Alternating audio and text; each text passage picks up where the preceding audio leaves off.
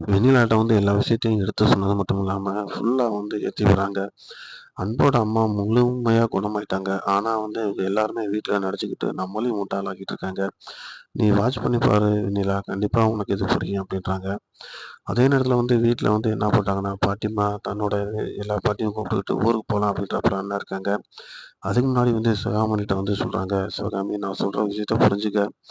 கிட்டத்தட்ட நாங்க இருந்து அன்பும் கண்மணியும் ஒண்ணு சேரக்கு முடிஞ்ச அளவுக்கு எல்லா முயற்சியும் எடுத்து 2 வீட்லயும் ஒரே வீட்ல வந்து தூங்குறதுக்கு ஏற்பாடு பண்ணி விட்டுட்டோம். இதுவரைக்கும் தான் எங்கனால செய்ய முடியும். இதுக்கப்புறம் 2 பேரும் ஒண்ணு சேர்றது வந்து நீ மட்டும் இல்ல, நீயும் உன் மகனும் தான் முயற்சி பண்ணணும். கண்டிப்பா வந்து இதுக்கப்புறம் எங்கனால எதுவுமே பண்ண முடியாது" அப்படின்னு சொல்லிர்றாங்க. அதையும் சிவகாமி புரிஞ்சுக்கிறாங்க. உண்மதான். தனித்தனியா தென்துருவம், வடதுருவமா இருந்தவங்கள முடிஞ்ச அளவுக்கு ஒரே வீட்ல, ஒரே ரூம்ல தங்குறதுக்கு நீங்க முயற்சி பண்ணியிருக்கீங்க. ரொம்ப நன்றி. அதே நேரத்தில வந்து இனிமேலு கொஞ்சம் கொஞ்சமா அவங்க மாறிக்கிருவாங்க அப்படின்ட்டு சிவகாமி சொல்றாங்க. காரணம் என்ன அப்படின்னு பார்த்தீங்கன்னா, கண்மணி வந்து அன்போட முகத்த முழுசா பார்க்கவே மாட்றாங்க. முகத்த பார்க்காமயே பேச ஆரம்பிச்சுர்றாங்க. ஆனா அன்போட மனசுலயும், முகத்துலயும் பார்த்தீங்கன்னா சந்தோஷம் நிறைஞ்சிருக்கு. "இது ஒண்ணுமே உனக்கு சாட்சி" அப்படின்னு சொல்லி சிவகாமிட்ட எடுத்து சொல்றாங்க பாட்டி. ரொம்ப சந்தோஷம் அப்படின்றாங்க. அதே நேரத்தில வீட்ல இருக்கவங்க மத்த எல்லாருமே வராங்க. "என்னாச்சு? என்ன என்ன பண்ணிட்டு இருக்கீங்க? எல்லாம் கிளம்பிட்டீங்களா? இப்போ ட்ரெஸ்லாம் மாத்தி எக்ஸ்சேஞ்ச் ஆகி ரெடியா இருக்கிறீங்க" அப்படிங்கும்போது, "ஆமாம்மா நான் கிளம்பிட்டேன்" அப்படின்னு சொல்றாங்க. பிடிக்காதவங்களுக்கு சந்தோஷமா இருந்தாலும், பிடிச்சவங்க வருத்தப்படுறாங்க. "ஏன் இந்த மாதிரி நீங்க நடந்துக்கிறீங்க? இன்னும் 2 நாளைக்கு இருந்துட்டு போலாம்ல" அப்படின்றாங்க. அதுக்கு அவங்க சொல்றாங்க, "அப்படிலாம் இல்ல. எங்க ஊர்லயும் எங்களுக்கு வேலைகள் இருக்குல்ல. விருந்தும் மருந்தும் 3 நாளைக்கு தான். நாங்க அத காட்டிலும் கூடுதலாவே தங்கிட்டோம். எல்லாமே சிவகாமிக்காக தான். சிவகாமி கொஞ்சம் கொஞ்சமா ரெக்கவரி ஆயிட்டு வருது. அது முகத்துல சந்தோஷம் இருக்கு. எங்களுக்கு அதுவே போதுமானது. கூடிய சீக்கிரத்துல சிவகாமி எந்திரிச்சு நடந்து நல்ல விதமா பேசிருவான்ற நம்பிக்கை எங்களுக்கு இருக்கு" அப்படின்னு சொல்லிட்டு போகும்போது கண்மணிட்ட சொல்றாங்க. "கண்மணி, வீட்டுக்காருக்கும் உனக்கே சின்ன சின்ன பிரச்சனைகள் இருக்கிறது சகஜம் தான். எந்த வீட்ல புருஷனும் பொண்டாட்டியும் சண்டை போடாம இருந்துக்கிறாங்க. எல்லார் வீட்லயும் நடக்கிற ஒரு விஷயம் தான். ஆனா 2 பேரும் ஒருத்தருக்கு ஒருத்தர் நம்பிக்கையா இருக்கணும். நம்ம சந்தோஷமா இருக்கிறது பல பேருக்கு பிடிக்காம இருக்கலாம். அவங்க எப்படா சான்ஸ் கிடைக்கும், அவங்கள பிரிக்கிறதுக்கு அப்படின்ட்டு பிளான் பண்ணிட்டு இருப்பாங்க. அத வந்து நம்ம ஒரு வாய்ப்பா அவங்களுக்கு நம்ம ஏற்படுத்தி குடுத்துறக்கூடாது. நாம ரொம்ப கவனமா இருக்கணும். நம்மளுக்குள்ள உள்ள பிரச்சனைய வீட்டுக்குள்ள 4 செவுத்துக்குள்ளேயே முடிச்சுக்கணும். அத வெளில கொண்டு வந்தோம்னா மத்தவங்களுக்கு அது ஒரு சான்ஸா இருக்கும். இன்னும் சொல்ல போனோம்னா நம்மளுக்கு கூட பழகுறவங்களே நம்மள முதுகுல குத்துவாங்க" அப்படின்ட்டு வெண்ணிலாவ வந்து கார்னர் பண்ணி சொல்றாங்க. ஸோ எல்லாத்தையுமே வந்து கண்மணி கேட்டுக்கிறாங்க. இருந்தாலும் அவங்க வந்து அடுத்து அதுக்கான ரியாக்ஷன் வந்து அவங்க சொல்லவே இல்ல. ஆனா இவங்க சொன்ன விஷயத்த எல்லாத்தையும் அவங்க புரிஞ்சுக்கிட்டாங்க அப்படிங்கிறத மட்டும் நம்ம சொல்ல முடியும். அதே நேரத்தில வந்து பார்த்தீங்கன்னா, வெண்ணிலாவுக்கு மனசுக்குள்ள ரொம்ப சந்தோஷமா இருக்கு. ஒருவேளை இவங்க எல்லாரும் கிளம்பிட்டாங்க. நம்மளுக்கு ரொம்ப சந்தோஷமா போயிருச்சு. இனி நம்மளுடைய ஆட்டம் தான் அப்படின்னு அவங்க நினைக்கிறாங்க. அதே நேரத்தில வந்து நம்ம அன்போட அண்ணியும் ஃபோன் போட்டு, ராஜேஸ்வரிக்கு ஃபோன் போட்டு இந்த மாரி அவங்க கிளம்பிட்டாங்கன்ற ஒரு தகவல் சொல்றதுக்கு முயற்சி பண்றாங்க. இதுக்கிடையில வந்து என்ன பண்றாருன்னா, அவர் தம்பி வீட்டுக்குள்ள வந்து எதார்த்தமா வரும்போது, சிவகாமி வந்து பாட்டிட்ட பேசுறத வந்து கேட்டுறாரு. "என்னாச்சு? எந்த அளவுக்கு வந்து பேசியிருக்காங்க? ரொம்ப சந்தோஷமா இருக்கு எனக்கு."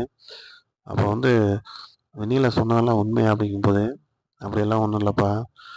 இவங்க முழுக்க முழுக்க உங்க அம்மா நடிக்கிறதுக்கு ஒரே காரணம், அன்பும் கண்மணியும் ஒண்ணு சேரணும் அப்படின்ற ஒரே எண்ணத்துக்காக தான். அவங்க 2 பேரும் ஒண்ணு சேர்ந்துட்டாங்கன்னா, கண்டிப்பா அவங்க அம்மா இந்த நடிக்கிறதுக்கான வாய்ப்பே இல்ல" அப்படின்ட்டாங்க. "என்ன சொன்னீங்க? எனக்கு புரியல" அப்படின்றாரு. சிவகாமிய வச்சு தான் நம்ம கண்மணியே வீட்டுக்குள்ள வந்திருக்கு. ஸோ சிவகாமிக்கு நல்லாயிருச்சு அப்படின்னா, இந்த கோவத்திலேயே வந்து கண்மணி வெளில போயிருவா. அன்பும் கண்டிப்பா அதில வந்து மனசு உடைஞ்சு போயிருவான். இது எல்லாத்தையும் ஒண்ணு சேர்க்கறதுக்கு இது ஒரு வாய்ப்பா இருக்கட்டும்னு சொல்லி தான் சிவகாமி வந்து நடிக்கிறாங்க. அதுவும் நாங்க வர்றதுக்கு முதல் நாள் இருந்து தான் நடிக்கிறாங்க. அதுக்கு முன்னாடி அவங்க முடியாம இருந்தது உண்மதான் அப்படின்னு சொல்லுவோம். அன்போட தம்பி கேட்டுக்கிறாப்புல, "உண்மதான். எங்க அண்ணன் மனசு உடைஞ்சு போய் கிடந்தாரு. வீடு வீடாவே இல்ல. எங்க பெரியம்மாவும் ரொம்ப அழுதுகிட்டே இருந்தாங்க. இந்த பிரச்சனை எல்லாமே கண்டிப்பா முடியணும் அப்படின்னா, அண்ணனும் அண்ணியும் ஒண்ணு சேரணும். அதுதான் எங்களோட விருப்பம்" அப்படின்றாங்க. அதே நேரத்தில நாங்களும் இதுக்கான முயற்சிகள முழுசா எடுப்போம். கண்டிப்பா அவங்க 2 பேரும் ஒண்ணு சேர்றதுக்கான எங்கனால முடிஞ்ச எஃபர்ட்ட போடுவோம் அப்படின்னு சொல்லி அவர் சொல்றாரு. "உங்களலாம் நம்பி தான்ப்பா நான் ஊருக்கு போறேன். அத நீங்க புரிஞ்சுக்கங்க" அப்படின்னு சொல்லி பாட்டிமா அவங்கள்ட்ட பேசுறாங்க, எக்ஸ்பிளைன் பண்றாங்க. ஸோ பார்த்தீங்கன்னா, ரொம்ப ஒரு நல்ல ஒரு பயங்கரமான ஒரு தருணமா இருக்கு. மனம் விட்டு சந்தோஷமா எல்லாத்துட்டயும் பேசிட்டு பாட்டி கிளம்பி போயிர்றாங்க. அதுக்கப்புறம் வந்து கண்மணி ரொம்ப ஃபீல் பண்ணிட்டு இருக்காங்க. என்னடா பண்றது அப்படின்னு தெரியாம. இதுக்கிடையில வந்து பார்த்தீங்கன்னா, வெண்ணிலா வந்து என்ன பண்றாங்கன்னு பார்த்தீங்கன்னா, இன்னொரு சான்ஸ் எடுக்கிறதுக்கு அவங்க வந்து ஒரு திட்டத்த வகுக்குறாங்க. எப்படியாச்சும் வந்து கண்மணிக்கு உண்மை தெரியறதுக்கு முன்னாடியே சிவகாமிய வந்து நல்லாயிருச்சு அப்படின்னு நம்ம நடிச்சுட்டு ஏதாவது காமிச்சு குடுத்துட்டோம்னா, கண்டிப்பா கண்மணி இந்த வீட்ல இருக்க மாட்டா. இன்னும் அவளுக்கு வந்து அவங்க மேல கோபம் வரும். இது நமக்கு ஒரு பெரிய அட்வான்ஸா இருக்கும். அன்பு மேல இருக்கிற வெறுப்பு, அத காட்டிலும் அவங்க அத்தை சிவகாமி மேலயும் வந்துரும். இந்த சான்ஸ நம்ம விடவே கூடாது அப்படின்னு சொல்லி கங்கணம் கட்டிக்கிட்டு இருக்காங்க வெண்ணிலா. ஸோ அதே நேரத்தில வந்து பார்த்தீங்கன்னா, அன்புட்ட வந்து இப்போ வரைக்கும் அம்மா குணமானது தெரியாது. பட் ஆனா, தம்பி வந்து தனியா கூப்பிட்டு இங்க வாண்ணே அப்படின்னு சொல்லி தனியா கூப்பிடுறாரு. மனச தைரியப்படுத்திக்க, நான் சொல்ற விஷயத்த புரிஞ்சுக்க அப்படின்னோனே, என்னடா சொல்லிட்டு இருக்க? அம்மாவுக்கு எதுவும் ப்ராப்ளமா சொல்லுடா அப்படின்றாப்புல. அப்படியெல்லாம் இல்ல. நல்ல விஷயம்தான். ஆனா நீ வந்து அவசரப்பட்டு எதுவும் நீ நடந்துறக்கூடாது அப்படின்றாங்க. ஸோ அன்பு கேட்கறதுக்கு ரெடியா இருக்காரு. அப்ப சிவகாமி எந்திரிச்சு வராங்க. அவங்க வந்து ஒரு விஷயத்த சொல்றாங்க. எனக்கு குணமாயிருச்சு அப்படிங்கிறத வந்து யார்ட்டயும் நீ காமிச்சுக்கிறாத அன்பு. முடிஞ்ச அளவுக்கு கண்மணிட்ட நீ நெருக்கமா பழகி, கண்மணி மனச மாத்துறதுக்கு நீ எந்த அளவுக்கு முயற்சி பண்றியோ, அந்த அளவுக்கு தான் நம்மளுக்கு வெற்றி கண்டிப்பா கிடைக்கும். ஸோ அதுக்கப்புறம் எனக்கு நல்லாயிருச்சு அப்படிங்கிற விஷயத்த நம்ம வெளியில சொல்லிடலாம் அப்படின்னு சொல்றாங்க. நீ எதுவும் நினைக்காதம்மா. கண்டிப்பா வந்து நான் கண்மணிய வந்து மனச மாத்துறதுக்கு நான் முழு எஃபர்ட் என்னால கண்டிப்பா போட முடியும். அப்படின்னு சொல்றாப்புல. அதே நேரத்தில வந்து வெளியில பார்த்தீங்கன்னா, வெண்ணிலா வந்து சொல்றாப்புல, கண்மணி ஆட்டோமேட்டிக்கா என் ரூமுக்குள்ள வந்து என் கூட இப்ப சந்தோஷமா தங்க ஆரம்பிச்சுருச்சு. இது இன்னைக்கு மட்டும் இல்ல. இனிமேல் எங்க 2 பேத்துக்கும் நிரந்தரமா எங்க ரூம்குள்ள தான் அவ தூங்குவா அப்டின்ட்டு சொல்றாப்புல நம்ம அன்பு. அப்ப வெண்ணிலா சொல்றாங்க, "சும்மா நடிக்காத அன்பு. ஒரு ரூமுக்குள்ள வந்து அவங்க தூங்குனா எல்லாம் சரியா போயிருமா? உன்னைய அவ ஏத்துக்கிட்டா அப்படின்னு நாங்க நம்பியிருக்க நாங்க என்ன முட்டாளா? இப்ப வரைக்கும் நீயி இதுக்கு முன்னாடி கல்யாணம் பண்ணிட்டு இப்ப வரைக்கும் நீங்க ஒரே ரூம்ல தானே தங்குனீங்க. 2 பேரும் தனித்தனியா படுத்து தூங்கி எந்திரிச்சீங்க. இப்ப என்ன உங்களுக்கு திடீர்னு வந்து காதல் வந்துருது. இத சொன்னா அவன் நம்பிருவாளா?" அப்படின்னு சொல்லி வெண்ணிலா சொல்ற பாயிண்ட் பார்த்தீங்கன்னா, மிக சரியா இருக்கு. அதுக்கு அன்பு சொல்றாரு, "மொத இருந்த விஷயம் வேற. ஆனா இப்ப இருக்கிற விஷயம் வேற. கண்டிப்பா கண்மணி என் வீட்டுக்கு அதாவது என் ரூமுக்குள்ள வந்ததே எனக்கு முதல் வெற்றியா தான் நான் நினைக்கிறேன். கொஞ்சம் கொஞ்சமா கண்டிப்பா கண்மணி மனச மாத்த முடியும். கண்மணி நானும் ஒரே பெட்ல மட்டும் இல்ல. நாங்க 2 பேரும் ஒண்ணாவே எங்கனால இருக்க முடியும்." அப்படின்னு சொல்லி வெண்ணிலா முன்னாடி வந்து அன்பு சவால் விடுறாப்புல. இந்த சவாலுக்கெல்லாம் நான் பயப்படுற ஆள் கிடையாது. இப்பயும் நீ ஏன் நடிச்சுக்கிட்டு இருக்க? உண்மைய சொல்லு.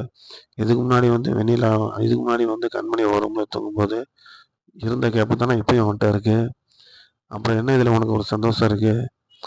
ஸோ உன் மனச நீ மாத்திக்க. உங்க அம்மாவுக்கா நீ நடிக்கிறீ அப்படின்னு நினைச்சுக்கிட்டு இருக்காத. நீ விரும்பினாலே என்னையவே கல்யாணம் பண்ணிக்கன்னு சொல்லி பழையபடிக்கு வெண்ணிலா பேச ஆரம்பிச்சுறாங்க. நீ இப்படியே சொல்லிக்கிட்டு இருந்தாலும் உனக்கு நல்லா இருக்காது பார்த்துக்க. நான் வெளிப்படையாவே சொல்லிட்டேன். எனக்கு முழுக்க முழுக்க என் பொண்டாட்டி தான் முக்கியம் அப்படின்ட்டு. திரும்ப திரும்ப வந்து நீ என்னைய கல்யாணம் பண்ணிக்க அப்படி சொன்னா என்ன அர்த்தம் அப்படின்னு சொல்லி சத்தம் போடுறாப்புல. அப்போ 2 பேத்துக்குமே வாக்குவாதம் அதிகமாகுது. வெண்ணிலா ஒரே வார்த்தையில சொல்லிடுறாங்க, "உங்க 2 பேத்தையும் நான் எந்த காலத்துலயும் சேர விட மாட்டேன்" அப்படின்னு. என்ன நடக்குது அப்படிங்கிறத பார்க்கலாம். தொடர்ந்து பாருங்க. லைக் பண்ணுங்க, ஷேர் பண்ணுங்க.